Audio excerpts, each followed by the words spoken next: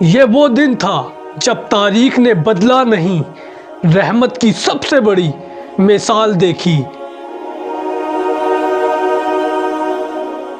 اب وہی مکہ جہاں سے کچھ سال پہلے مسلمانوں کو نکالا گیا تھا، آج اسی شہر کی طرف 10,000 مجاہدین کا لشکر خاموشی سے بڑھ رہا تھا۔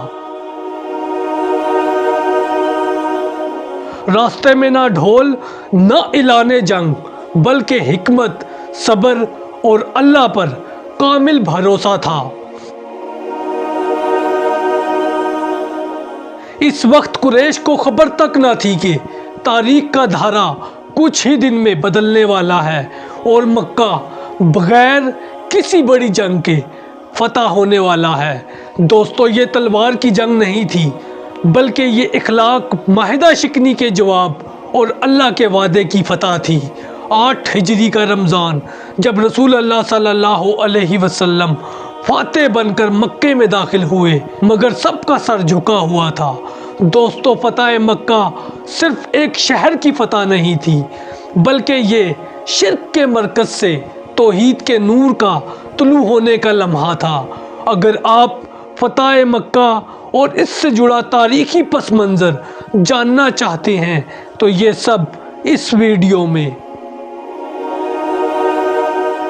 دوستو، فتح مکہ دراصل صلح حدیبیہ 6 ہجری سے شروع ہوتا ہے، جو رسول اللہ صلی اللہ علیہ وسلم اور قریش مکہ کے درمیان ایک تاریخی معاہدہ تھا۔ اس معاہدے کی ایک شرط یہ تھی کہ عرب کے قبائل کو اختیار ہوگا کہ وہ جس فریق کے ساتھ چاہیں اتحاد کریں۔ چنانچہ بنو قزاعہ مسلمانوں کے حلیف بن گئے، جبکہ بنو بکر قریش کے حلیف تھے۔ اس وقت اس معاہدے نے بظاہر عرب میں امن قائم کر دیا اور مسلمانوں کو دعوت اسلام کے پھیلاؤ کا موقع ملا، مگر اندر ہی اندر قریش کی اسلام دشمنی ختم نہ ہوئی تھی۔ صلح حدیبیہ کے اس معاہدے کے چند سال بعد ہی پرانی قبائلی دشمنی دوبارہ بھڑک اٹھی۔ بنو بکر نے اچانک رات کے وقت بنو قزاعہ پر حملہ کر دیا۔ تاریخی روایات کے مطابق قریش کے بعض افراد نے خفیہ طور پر بنو بکر کی مدد کی، حتیٰ کہ ہتھیار اور افراد بھی فراہم کیے گئے۔ بنو قزاعہ کے لوگ جان بچانے کے لیے حرم مکہ کی حدود میں داخل ہو گئے، مگر وہاں بھی ان کا تعاقب کیا گیا اور کئی افراد قتل ہوئے۔ یہ واقعہ نہ صرف قبائلی حملہ تھا، بلکہ صلح حدیبیہ کی کھلی خلاف ورزی بھی تھا، کیونکہ معاہدے کے تحت حلیف قبائل پر حملہ دراصل معاہدے کو توڑنے کے مترادف تھا۔ اس ظلم کے بعد بنو قزاعہ کا وفد فوراً مدینے پہنچا اور اشعار کی صورت میں رسول اللہ صلی اللہ علیہ وسلم کے سامنے اپنی فریادیں پیش کی۔ انہوں نے معاہدہ شکنی، رات کے حملے اور قریش کی خفیہ مدد کی پوری داستان بیان کی۔ رسول اللہ صلی اللہ علیہ وسلم نے ان کی بات غور سے سنی اور فرمایا کہ تمہاری مدد کی جائے گی۔ یہ اعلان دراصل معاہدے کی پاسداری اور مظلوم کی حمایت کا اصولی فیصلہ تھا۔ ادھر قریش کو بھی اپنی غلطی کا احساس ہونے لگا۔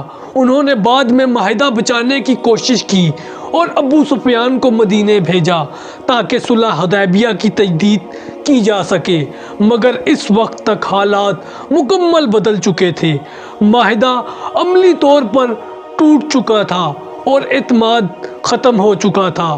رسول اللہ صلی اللہ علیہ وسلم نے فوری جذباتی رد عمل کے بجائے نہایت حکمت اور رازداری سے حالات کا جائزہ لیا۔ یوں صلح حدیبیہ کی خلاف ورزی، بنو قزاعہ پر حملہ اور قریش کی بالواسطہ شمولیت وہ بنیادی عوامل بنے جنہوں نے ایک عظیم تاریخی پیش قدمی کی بنیاد رکھی۔ اب مقصد انتقام نہیں، بلکہ حرم مکہ میں امن قائم کرنا، معاہدہ شکنی کا جواب دینا اور توحید کے مرکز کو ظلم و شرک کے اثرات سے پاک کرنا تھا۔ یہی پس منظر بالا آخر فتح مکہ جیسے عظیم اور فیصلہ کن واقعے کا سبب بنا۔ صلح حدیبیہ کی خلاف ورزی اور بنو قزاعہ پر حملے کے بعد رسول اللہ صلی اللہ علیہ وسلم نے نہایت حکمت، صبر اور رازداری کے ساتھ فتح مکہ کی تیاری کا فیصلہ فرمایا۔ آپ صلی اللہ علیہ وسلم نے کھلے عام اعلان جنگ کرنے کے بجائے خاموشی سے قبائل کو پیغام بھیجا اور مدینے کے اطراف سے مجاہدین کو جمع کرنا شروع کیا۔ ان کا مقصد یہ تھا کہ اچانک پیش قدمی ہو تاکہ مکہ بڑی جنگ اور خون ریزی سے بچا جا سکے۔ تھوڑے ہی عرصے میں تقریباً 10,000 کا عظیم لشکر تیار ہو گیا، جو اس وقت تک اسلامی تاریخ کا سب سے بڑا لشکر تھا۔ اس تیاری کو مکمل رازداری میں رکھا گیا، حتیٰ کہ عام لوگوں کو بھی اصل منزل کا علم نہ تھا۔ رمضان 8 ہجری رسول اللہ صلی اللہ علیہ وسلم اس عظیم لشکر کے ساتھ مدینے سے روانہ ہوئے۔ روانگی کے وقت نظم و ضبط، تقوی اور خاموشی نمایاں تھی۔ راستے میں مختلف قبائل کے لوگ بھی شامل ہوتے گئے اور لشکر ایک عظیم قوت کی صورت اختیار کر گیا۔ نبی کریم صلی اللہ علیہ وسلم کا مقصد انتقام نہیں، بلکہ حرم مکہ میں امن قائم کرنا اور معاہدہ شکنی کا اصولی جواب دینا تھا۔ اسی لیے آپ صلی اللہ علیہ وسلم مسلسل دعا فرماتے رہے کہ مکہ بغیر بڑے تصادم کے فتح ہو جائے۔ جب لشکر مکہ کے قریب مقام مر الزہران پہنچا تو یہاں باقاعدہ قیام کیا گیا۔ رات کے وقت ہزاروں آگے جلانے کا حکم دیا گیا، جس سے پورا علاقہ روشن ہو گیا اور قریش پر مسلمانوں کی طاقت اور نظم و ضبط کا گہرا رعب طاری ہو گیا۔ مرہ الزہران کا یہ قیام صرف فوجی پڑاؤ نہیں تھا، بلکہ ایک نفسیاتی اور حکمت عملی کا مرحلہ تھا۔ یہاں سے مکہ میں داخلے کی منصوبہ بندی کی گئی تاکہ شہر میں مختلف راستوں سے پرامن انداز میں داخل ہوا جائے اور مزاحمت کم سے کم ہو۔ یوں لشکر کی خفیہ تیاری، منظم روانگی اور مرہ الزہران میں حکمت بھرا قیام فتح مکہ کا فیصلہ کن مرحلے کی بنیاد بن گیا۔ جب اسلامی لشکر مرہ الزہران کے مقام پر عظیم طاقت کے ساتھ قیام پذیر تھا، اسی وقت مکہ کے حالات تیزی سے بدلنے لگے۔ قریش کو اندازہ ہو چکا تھا کہ اب مقابلہ ممکن نہیں۔ اسی دوران حضرت عباس رضی اللہ تعالیٰ عنہ، جو رسول اللہ صلی اللہ علیہ وسلم کے چچا تھے، ابو سفیان کی تلاش میں نکلے تاکہ خون ریزی سے بچنے کا کوئی راستہ نکالا جا سکے۔ رات کے وقت ان کی ملاقات ابو سفیان سے ہوئی، جو مسلمانوں کے لشکر کی خبر لینے آئے تھے۔ حضرت عباس رضی اللہ تعالیٰ عنہ نے انہیں اپنے ساتھ لے کر رسول اللہ صلی اللہ علیہ وسلم کی خدمت میں حاضر ہوئے۔ جب ابو سفیان نے مرہ الزہران میں ہزاروں جلتی ہوئی آگے دیکھی اور منظم اسلامی لشکر کا نظم و ضبط اور ہیبت دیکھی تو اس پر مسلمانوں کی قوت کا گہرا اثر اس وقت پڑا۔ رسول اللہ صلی اللہ علیہ وسلم کے سامنے انہوں نے حالات کی سنگینی کو محسوس کیا۔ ابتدا میں انہوں نے کچھ ہچکچاہٹ ظاہر کی، مگر حضرت عباس رضی اللہ تعالیٰ عنہ نے انہیں سمجھایا کہ اب حق واضح ہو چکا ہے۔ بالا آخر ابو سفیان نے اسلام قبول کر لیا اور رسول اللہ صلی اللہ علیہ وسلم نے ان کے ساتھ نہایت حلم اور رحمت کا معاملہ فرمایا، اور اس کے ساتھ ساتھ یہ اعلان بھی فرمایا کہ جو ابو سفیان کے گھر میں داخل ہو جائے وہ امان میں رہے گا، جو اپنے گھر کا دروازہ بند کر لے وہ بھی امان میں ہے، اور جو مسجد حرام میں داخل ہو جائے وہ بھی محفوظ ہے۔ یہ اعلان دراصل ایک عظیم حکمت عملی تھی جس کا مقصد مکے کو بغیر بڑے تصادم کے فتح کرنا تھا۔ اس کے بعد رسول اللہ صلی اللہ علیہ وسلم نے مکے میں داخلے کے لیے نہایت منظم فوجی حکمت عملی اختیار کی۔ آپ صلی اللہ علیہ وسلم نے لشکر کو 4 دستوں میں تقسیم فرمایا تاکہ شہر کو چاروں طرف سے گھیر لیا جائے، مزاحمت کم سے کم ہو اور اچانک داخلہ ممکن ہو۔ ایک دستے کی قیادت حضرت خالد بن ولید کو دی گئی، جنہیں مکہ کے نچلے حصے سے داخل ہونا تھا جہاں مزاحمت کا امکان سب سے زیادہ تھا۔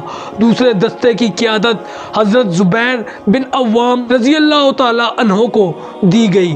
تیسرے دستے کی قیادت حضرت ابو عبیدہ بن الجراح رضی اللہ تعالی عنہ کو دی گئی، جبکہ ایک دستے کے ساتھ خود رسول اللہ صلی اللہ علیہ وسلم تشریف فرما ہوئے۔ ان سب کو واضح ہدایت تھی کہ جب تک دشمن حملہ نہ کرے جنگ شروع نہ کی جائے اور عام لوگوں، عورتوں اور عبادت گاہوں کو نقصان نہ پہنچایا جائے۔ یہ پیش قدمی طاقت کے اظہار کے ساتھ ساتھ امن کی حکمت عملی بھی تھی۔ جب یہ چاروں دستے مختلف راستوں سے مکے کی طرف بڑھنے لگے تو شہر پر ایک ہیبت طاری ہو گئی۔ قریش کی اکثریت نے مزاحمت کے بجائے خاموشی اختیار کی، کیونکہ وہ جان چکے تھے کہ یہ لشکر صرف فتح کے لیے نہیں بلکہ امن کے قیام کے لیے بھی آ رہا ہے۔ جب اسلامی لشکر چار دستوں کی صورت میں مکے کی طرف بڑھ رہا تھا، شہر پر غیر معمولی سکوت طاری ہو گیا۔ رسول اللہ صلی اللہ علیہ وسلم کی ہدایات واضح تھی کہ جب تک دشمن جنگ شروع نہ کرے تلوار نہ اٹھائی جائے۔ چنانچہ زیادہ تر راستوں سے مسلمان بغیر کسی بڑی مزاحمت کے مکے میں داخل ہو گئے۔ البتہ مکے کے نچلے حصے میں جہاں سے حضرت خالد بن ولید رضی اللہ تعالی عنہ کا دستہ داخل ہوا، چند مشرکین نے محدود مزاحمت کی، جسے حضرت خالد بن ولید نے اپنی حکمت عملی سے جلد ہی قابو کر لیا اور حالات فوراً پرامن ہو گئے۔ رسول اللہ صلی اللہ علیہ وسلم انتہائی عاجزی کے ساتھ مکے میں داخل ہوئے، اس حال میں کہ سر مبارک جھکا ہوا تھا۔